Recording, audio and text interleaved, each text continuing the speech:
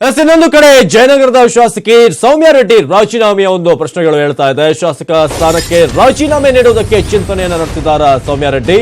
ಆ ಮೂಲಕ ತಂದೆಗೆ ಏನು ಸಚಿವ ಸ್ಥಾನವನ್ನು ಕೊಡಲಾಗಿಲ್ಲ, ಅದರ ಬಗ್ಗೆ ಅವರು ಬೇಸರವನ್ನು ವ್ಯಕ್ತಪಡಿಸಿರೋದು.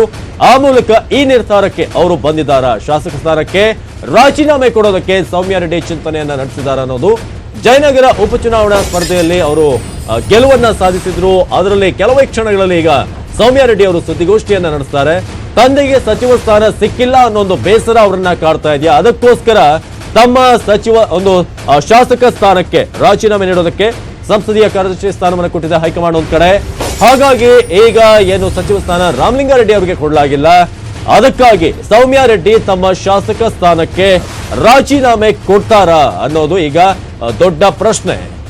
ಸುದ್ದಿಗೋಷ್ಠಿಯ ಬಳಿಕ ವಿಚಾರಗಳು ಗೊತ್ತಾಗುತ್ತೆ. ಸದ್ಯಕ್ಕೆ ಸಂಸದೀಯ ಕಾರ್ಯದರ್ಶಿ ಹುದ್ದೆಯನ್ನು ಅವರಿಗೆ ಕೊಡಲಾಗಿದೆ, ಆದ್ರೆ ಅದನ್ನ ನಯವಾಗಿ ಸೌಮ್ಯ ರೆಡ್ಡಿ ಅವರು ಅದನ್ನ ತಿರಸ್ಕರಿಸಿದ್ದಾರೆ ಅನ್ನೋದು ವಿಚಾರ ಗೊತ್ತಾಗ್ತಿದೆ. ಶಾಸಕ ಸ್ಥಾನಕ್ಕೆ ರಾಜೀನಾಮೆ ನೀಡೋದಕ್ಕೆ ಚಿಂತನೆ ಆಗ್ತಿದೆ ಅನ್ನೋದೊಂದು ಕಡೆ, ಇನ್ನೊಂದು ಕಡೆ ತಂದೆಗೆ ಸಚಿವ ಸ್ಥಾನ ಸಿಕ್ಕಿಲ್ಲ ಅನ್ನೋದು ನೋವಿದೆ. ಆ ಕಾರಣಕ್ಕೆ ಅವರು ಅಲ್ಲಿ ಈ ನಿರ್ಧಾರಕ್ಕೆ ಬಂದ್ರ. ಒಂದು ವೇಳೆ ಆ ನಿರ್ಧಾರಕ್ಕೆ ಬಂದ್ರೆ ಕಾಂಗ್ರೆಸ್ ನಾಯಕರು ಯಾವ ರೀತಿ ಅವ್ರನ್ನ ಸಮಾಧಾನ ಮಾಡ್ತಾರೆ, ಇನ್ನೇನು ಕೆಲವೇ ಕ್ಷಣಗಳಲ್ಲಿ ಸೌಮ್ಯ ರೆಡ್ಡಿ ಅವರ ಸುದ್ದಿಗೋಷ್ಠಿ ಆರಂಭ ಆಗುತ್ತೆ. ಅದರಲ್ಲಿ ಬಹಳಷ್ಟು ಕುತೂಹಲ ಇದೆ ಸುದ್ದಿಗೋಷ್ಠಿಯ ಬಗ್ಗೆ.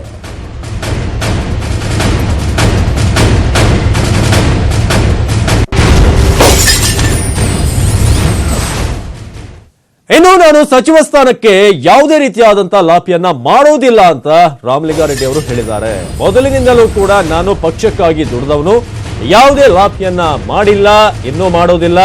ಬೆಂಗಳೂರಿನಲ್ಲಿ ಶಾಸಕ ರಾಮಲಿಂಗಾರೆಡ್ಡಿ ಅವರು ಪ್ರತಿಕ್ರಿಯೆಯನ್ನ ಕೊಟ್ಟಿದ್ದಾರೆ. ನನಗೆ ಸಚಿವ ಸಂಪುಟದಲ್ಲಿ ಸ್ಥಾನವನ್ನು ಪಡೆಯುವುದಕ್ಕೆ ನಾನು ಲಾಬಿ ಮಾಡೋದಿಲ್ಲ, ನನಗೆ ಕೊಟ್ರೆ ಅದನ್ನ ನಿಭಾಯಿಸ್ತೀನಿ, ಕೊಡದೇ ಇದ್ರೂ ಪರವಾಗಿಲ್ಲ ಅನ್ನೋ ರೀತಿಯಾಗಿ ಅವರು ಹೇಳಿದ್ದಾರೆ. ಬೆಂಗಳೂರಿನಲ್ಲಿ ಕಾಂಗ್ರೆಸ್ ಪಕ್ಷವನ್ನ ಕಟ್ಟಿದಂತವನು ನಾನು, ನನ್ನ ಮಗಳಿಗೆ ಸಂಸದೀಯ ಕಾರ್ಯದರ್ಶಿ ಸ್ಥಾನವನ್ನ ಕೊಟ್ಟಿದ್ದಾರೆ, ನನಗೆ ಸಮಾಧಾನ ಮಾಡೋದಕ್ಕೆ ಈ ಸ್ಥಾನವನ್ನ ಕೊಟ್ಟಿದ್ದಾರೆ ಅಂತ ಅವ್ರು ಹೇಳಿದ್ದಾರೆ. ಆ ಮೂಲಕ ಯಾವುದೇ ಲಾಬಿ ಇದರ ಬಗ್ಗೆ ನಾನು ತಲೆ ಕೆಡಿಸ್ಕೊಂಡಿಲ್ಲ, ನಾನು ಲಾಬಿ ಮಾಡೋದಿಲ್ಲ, ಕೊಟ್ಟಾಗ ನಾನು ಅದನ್ನ ಸಮರ್ಥವಾಗಿ ನಿಭಾಯಿಸಿದ್ದೀನಿ. ಅದು ಹಿಂದೆ ಹಲವಾರು ಬಾರಿ ಅವರು ಸಚಿವರಾಗಿದ್ದಾಗ ಕೂಡ ಅದನ್ನ ಪ್ರೂವ್ ಮಾಡಿದ್ದಾರೆ ಅಂತ ಅವರು ಹೇಳ್ತಿದ್ದಾರೆ. ಕುತೂಹಲ ಮೂಡಿಸಿದೆ ರಾಮಲಿಂಗಾರೆಡ್ಡಿ ಅವರ ನಿಲುವು, ಬಹಳ ಕುತೂಹಲ ಮೂಡಿಸಿರುವಂತದ್ದು. ಏನಾಗುತ್ತೆ, ಏನ್ ಮಾಡ್ತಾರೆ, ಸಚಿವ ಸ್ಥಾನ ಸಿಕ್ಕಿಲ್ಲ ಅಂತ ಅವರು ಸದ್ಯಕ್ಕೆ ಒಂದು ರೀತಿಯಾಗಿ ಉತ್ತರ ಕೊಟ್ಟಿರುವುದು. ನನಗೆ ಅದರ ಬಗ್ಗೆ ಯಾವುದೇ ಲಾಬಿ ಮಾಡೋದಿಲ್ಲ, ಲಾಬಿ ಮಾಡುವಂಥದ್ದು ನನ್ನ ಜಾಯಮಾನ ಅಲ್ಲ ಅನ್ನೋ ರೀತಿಯಾಗಿ ಬೆಂಗಳೂರಿನಲ್ಲಿ ಹಿರಿಯ ಶಾಸಕ ರಾಮಲಿಂಗಾರೆಡ್ಡಿ ಅವರು ಇದೀಗ ತಮ್ಮ ಒಂದು ಅಭಿಪ್ರಾಯವನ್ನು ತಿಳಿಸಿದ್ದಾರೆ. ಬೆಂಗಳೂರಿನಲ್ಲಿ ಕಾಂಗ್ರೆಸ್ ಪಕ್ಷವನ್ನ ನಾನು ಕಟ್ಟಿ ಬೆಳೆಸಿದ್ದೀನಿ, ಹಾಗಾಗಿ ನನಗೆ ಈ ರೀತಿ ಸಚಿವ ಸ್ಥಾನ ಸಿಕ್ಕಿದ್ರು ಓಕೆ, ಸಿಗದಿದ್ರೆ ನಾನು ಲಾಬಿ ಮಾಡೋದಿಲ್ಲ ಅಂತ ಹೇಳಿದ್ದಾರೆ.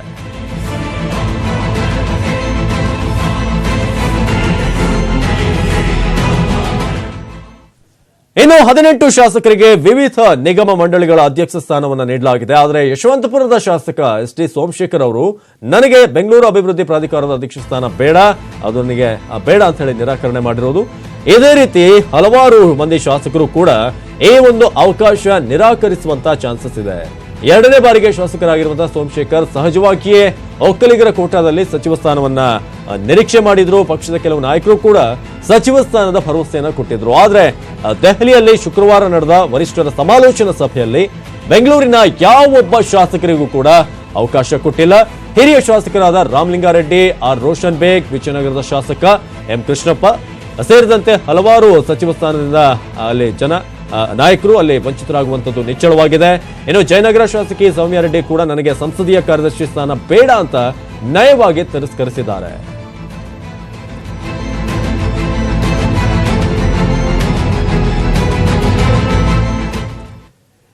ಇಂದು ಕೇವಲ ಕಾಂಗ್ರೆಸ್ನ ಶಾಸಕರಷ್ಟೇ ಪ್ರಮಾಣ ವಚನ ಸ್ವೀಕರಿಸುವಂತಹ ಚಾನ್ಸಸ್ ಇದೆ. ಯಾಕಂದ್ರೆ ಕಾಂಗ್ರೆಸ್ನ 8 ಶಾಸಕರಿಂದ ಸಚಿವರಾಗಿ ಪ್ರಮಾಣ ವಚನವನ್ನು ಸ್ವೀಕರಿಸಬಹುದು. ಆದ್ರೆ ಜೆಡಿಎಸ್ನ 2 ಸ್ಥಾನ ಇನ್ನೂ ಕೂಡ ಅಲ್ಲಿ ಭರ್ತಿಯಾಗಿಲ್ಲ. ಹಾಗಾಗಿ ಈಗ ಧನುರ್ಮಾಸದ ಒಂದು ಅಡ್ಡಿಯನ್ನ ತಿಳಿಸಿ ನಾವು ಸದ್ಯಕ್ಕೆ ಸಚಿವ ಸಂಪುಟದಲ್ಲಿ ನಮ್ಮ ಇಬ್ರು ಏನು ಸ್ಥಾನ ಇದೆ ಅದನ್ನ ಫುಲ್ ಮಾಡೋದಿಲ್ಲ, ಧನುರ್ಮಾಸ ಇದೆ ಅಂತ ಸಚಿವ ಸ್ಥಾನವನ್ನ ಈಗ ಸದ್ಯಕ್ಕೆ ಹೋಲ್ಡ್ ಅಲ್ಲಿ ಇಟ್ಟಿದ್ದಾರೆ. ಆ ಮೂಲಕ ಎಚ್ ಡಿ ರೇವಣ್ಣ ವಿರುದ್ಧ ಈಗ ಜೆಡಿಎಸ್ನ ಒಂದು ಶಾಸಕರ ನಾಯಕರೇ ಈಗ ಅಸಮಾಧಾನಗೊಂಡಿದ್ದಾರೆ. ಸುಮ್ಮನೆ ಇದೆಲ್ಲ ಒಂದು ನೆಪ, ಇವರಿಗೆ ಈಗ ಮಾಡ್ಲಿಕ್ಕೆ ಮನಸ್ಸಿಲ್ಲ ಅನ್ನೋ ರೀತಿಯಾಗಿ ಕೊತ್ತ ಅಂತ ಕುದೀತಿದ್ದಾರೆ ದೇವೇಗೌಡರು. ಜೊತೆಗೆ ರೇವಣ್ಣ, ಕುಮಾರಸ್ವಾಮಿ ಅವರ ವಿರುದ್ಧ ಅಸಮಾಧಾನವನ್ನ ವ್ಯಕ್ತಪಡಿಸಿದ್ದಾರೆ ಜೆಡಿಎಸ್ನ ನಾಯಕರು.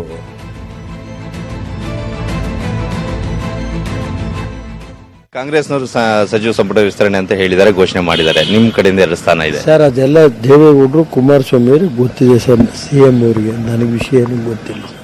ಆದ್ರೆ ಭರ್ತಿ ಮಾಡಲ್ಲ ಅನ್ನೋ ಒಂದು ಮಾತು ಕೂಡ ಕೇಳಿ ಬರ್ತಾ ಇದೆ. ಅದು ಮಾಡ್ತಾರ ಇಲ್ವಾ ಅಂತ ಅದೇನು ವಿಷಯನೇ ನನಗೆ ಗೊತ್ತಿಲ್ವಲ್ಲ. ರಾಷ್ಟ್ರೀಯ ಅಧ್ಯಕ್ಷರು ನಮ್ಮ ಮುಖ್ಯಮಂತ್ರಿಗಳೇ ಬಿಟ್ಟಿದ್ದು ಸರ್. ಕಾಂಗ್ರೆಸ್ನವರು ಸಚಿವ ಸಂಪುಟ ವಿಸ್ತರಣೆ ಅಂತ ಹೇಳಿದ್ದಾರೆ, ಘೋಷಣೆ ಮಾಡಿದ್ದಾರೆ. ನಿಮ್ ಕಡೆಯಿಂದ 2 ಸ್ಥಾನ ಇದೆ ಸರ್. ಅದೆಲ್ಲ ದೇವೇಗೌಡರು ಕುಮಾರಸ್ವಾಮಿ ಅವರಿಗೆ ಗೊತ್ತಿದೆ ಸರ್. CM ಅವರಿಗೆ ನನಗೆ ವಿಷಯ ಏನು ಗೊತ್ತಿಲ್ಲ. ಆದ್ರೆ ಭರ್ತಿ ಮಾಡಲ್ಲ ಅನ್ನೋ ಒಂದು ಮಾತು ಕೂಡ ಕೇಳಿ ಬರ್ತಾ ಇದೆ. ಅದು ಮಾಡ್ತಾರ ಇಲ್ವಾ ಅಂತ ಅದೇನು ವಿಷಯನೇ ನನಗೆ ಗೊತ್ತಿಲ್ವಲ್ಲ. ರಾಷ್ಟ್ರೀಯ ಅಧ್ಯಕ್ಷರು ನಮ್ಮ ಮುಖ್ಯಮಂತ್ರಿ